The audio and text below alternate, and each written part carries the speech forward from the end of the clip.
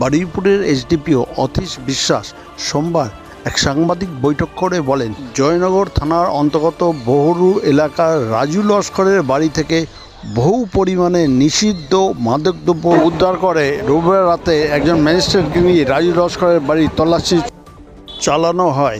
তার বাড়ি থেকে 385 কেজি নিষিদ্ধ মাদকদ্রব্য গাঁজা উদ্ধার করে পুলিশ। তবে পুলিশ রাজু লস্করের বাড়ি যাওয়ার আগে রাজু লস্কর বাড়ি থেকে গা ঢাকা দেয়। রাজু লস্কর খোঁজার জন্য পুলিশ তল্লাশি শুরু করেছে। এত পরিমাণে গাঁজা কোথা থেকে এলো তা পুলিশ তল্লাশি করছে। সোমবার জয়নগর থানার পুলিশ মাদক দ্রব্যগুলো নিয়ে আলিপুর মহকুমা আদালতে তোলে। এই খবর আপনারা দেখছেন একমাত্র খবর 48 ঘন্টার পর্দায়। এখনও যারা এই চ্যানেলটি সাবস্ক্রাইব করেননি তারা এখনই সাবস্ক্রাইব করে নিন।